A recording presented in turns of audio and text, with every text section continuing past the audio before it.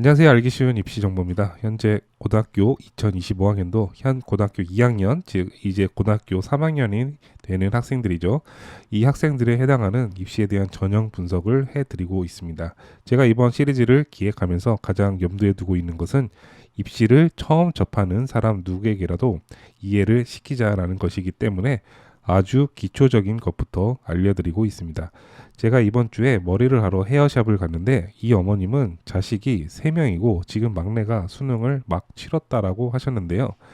이 어머니께 학부모님의 입장에서 입시를 처음 치른다고 가정했을 때 보통 어머님들이 어디까지 아시냐라고 여쭤봤는데 입시를 처음 치른다고 했을 때는 그냥 아무것도 모른다라고 하셨습니다. 하긴 저도 뭐 하나를 공부한다고 해도 어디부터 시작해야 할지 모를 때가 많아서 이 영상, 저 영상 찾아보기 바빴거든요. 그렇기 때문에 이에 대한 가이드 영상을 하나 남겨놔도 좋을 것 같다는 생각에서 이번 컨텐츠를 준비하고 있습니다. 자, 그럼 지난주에는 현재 대학교에서는 어떤 전형을 선발하고 각 전형이 몇 퍼센트 정도의 비율인지 설명해 드렸는데요. 이번 주부터는 각 전형마다 어떻게 선발하고 있는지 본격적으로 살펴보도록 하겠습니다. 가장 먼저 수시 전형부터 살펴보도록 하겠습니다. 먼저 수시 전형이라는 용어부터 잠깐 살펴보도록 하겠습니다. 수시 전형이라는 것이 원래 태초부터는 수시로 학생을 선발한다는 의미에서 시작했다고 하더라고요. 정해진 기간이 아닌 그때마다 필요할 때 선발하는 전형이었다고 합니다. 제가 2000년 초반에 고등학교를 졸업했는데 그때도 수시 전형이라는 것이 있기는 했었거든요. 지금과는 아주 반대로 정시가 80% 이상이었고 수시가 20% 정도였었을 겁니다. 제가 고등학교 3학년이 되었을 때 어떤 친구가 자기는 수시 전형으로 합격했다라고 하더라고요. 저는 그때 수시 전형이라는 게 있는지도 몰랐습니다. 아무튼 이 친구가 3학년 1학기 때 수시 전형으로 합격해서 2학기 때는 그냥 머리를 노랗게 염색을 하기도 하고 알바를 한다고 하기도 하고 그랬었거든요. 그래서 그 당시에는 수시 전형은 지금처럼 9월에 정해진 기간이 아니라 각 대학마다 선발 기간이 달랐던 것으로 기억이 납니다. 근데 해가 지나면서 이 수시로 학생을 선발하는 제도에 안 좋은 면이 나타나게 돼요. 그게 바로 다른 학생들의 학습 분위기를 망칠 수 있다는 겁니다. 고등학교 3학년 2학기까지 교육을 해야 하는 마당에 수시에 합격하는 학생이 많게 되면 강의하는 선생님들 입장도 난처할 수밖에 없겠죠. 수시로 합격하게 되면 고등학교 수업을 더 이상 들을 필요가 없으니까요. 그래서 해가 거듭되고 이러한 병폐를 해결하고자 수시 전형의 원서 접수 기간을 딱 정해서 선발하게 됩니다. 매년 9월 초에 고등학교 3학년 학생들에게 아주 중요한 모의고사인 평가원 모의고사가 있는데 이 모의고사 일주일 후에 수시 원서 접수 기간이 고정적으로 정해진 거죠. 저는 처음엔 정해진 기간에 선발하는데 왜 아직도 이 수시 전형의 이름이 수시 전형이라고 불리는지 잘 모르겠습니다. 지금도 역시 그렇고요. 아무튼 이렇게 해서 수시 전형은 3학년 1학기가 마무리되고 여름방학 후에 9월 모의고사를 치르고 나면 현재 모든 대학에서 이 정해진 기간 안에 학생들을 선발하고 있습니다. 올해는 9월 11일부터 15일까지 4년제 대학교의 수시 원서 기간이었기 때문에 대체로 4에서 5일 정도입니다. 이 기간 안에 수시 전형으로 어떤 대학을 넣을지 각 대학마다 원서를 접수하는 겁니다. 자, 그렇다면 수시 원서 접수는 몇 개까지 쓸 수 있을까요? 바로 6장입니다. 다만 이 6장이라는 것은 더 자세하게 살펴볼 여지가 있습니다.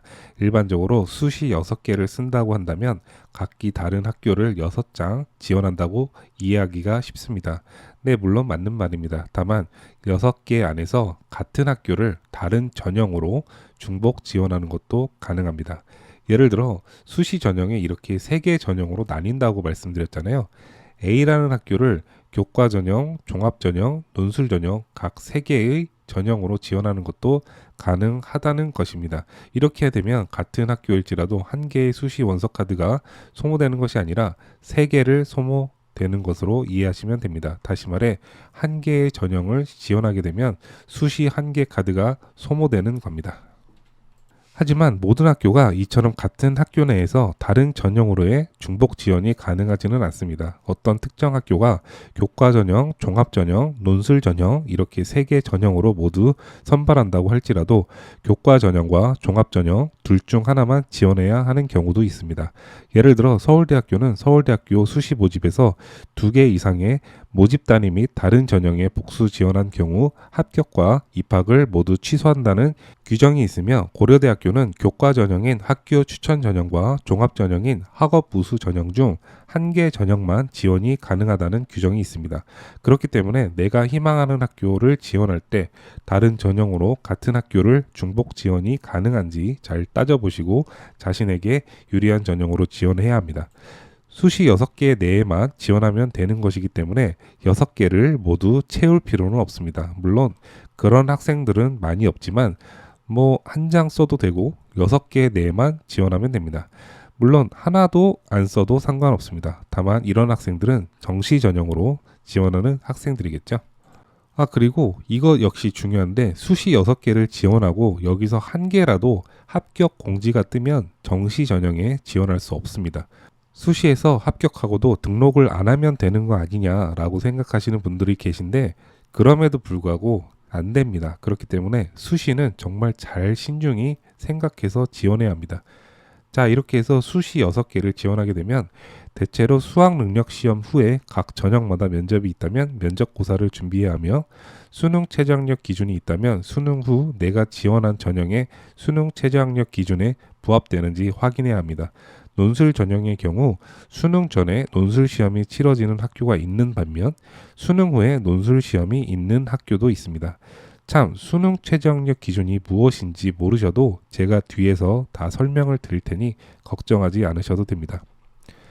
자, 이제부터는 수시 각 전형을 하나하나씩 살펴보도록 하겠습니다. 수시는 몇 개의 전형이 있다고 했죠? 네, 바로 3개 전형이 있습니다. 첫 번째는 학생부 교과 전형, 두 번째는 학생부 종합 전형, 그리고 마지막으로 논술 전형입니다. 첫 번째로 전국적으로 수시에서 가장 많은 비중을 차지하는 학생부 교과 전형에 대해 자세히 이야기해 보겠습니다. 학생부 교과 전형이 왜 수시 전형에서 가장 큰 전형인지에 대해 고민해 볼 필요가 있는데요. 학생부 교과 전형은 고등학생들이 1학년부터 3학년까지 각 고등학교에서 자체적으로 치러지는 지필고사와 수행평가를 합산한 성적인 바로 내신 등급으로 지원하는 전형입니다. 반대로 학생부 종합 전형은 학교 생활 기록부를 평가하는 것이고 논술 전형은 논술 시험을 평가하는 것입니다. 한번 생각해 보십시오. 전국의 수많은 학교 중 서울 상위권 대학교를 제외하고 그 아래 경기 중위권 학교부터 지방 대학교가 동아리, 진로 등의 활동과 교과 내신까지 확인해야 하는 학생부 종합 전형 위주로 선발할 수 있을까요? 결코 그렇게 될 수가 없습니다. 지방의대, 약대, 일부 인기 있는 계약학과를 제외하면 어떤 누구라도 고등학교 때 진로에 연관된 활동을 열심히 하고 내신 성적도 잘 챙겼다면 서울 상위권 대학을 목표로 합니다. 그렇기 때문에 전국적으로 보면 학생부 교과 전형의 비중이 가장 높은 겁니다. 지방대학교를 지원하기 위해 논술 전형을 준비해야 한다는 것도 참 이상한 일이고요. 다만 서울권 대학교만 확대해 보면 이 전국 최대 전형인 학생부 교과 전형의 비중이 확 줄어들게 됩니다. 왜냐하면 서울 상위권 대학은 내신만 높은 학생보다는 학교 생활도 열심히 하고 내신도 잘 관리한 학생들을 선발하고 싶어 할 테니까요. 그렇기 때문에 서울 상위권 대학교로 확대하면 수시는 종합 전형이 가장 최대 전형이며 그 뒤로 교과 전형, 논술 전형 순으로 이어지게 되는 겁니다.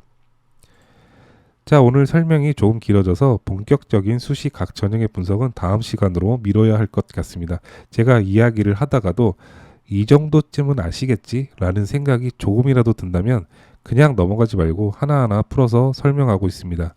이 영상을 보고 계신 학부모님이 입시가 정말 처음이고 0부터 시작해야 하는 마음이라면 좋은 가이드가 될 거라 믿습니다.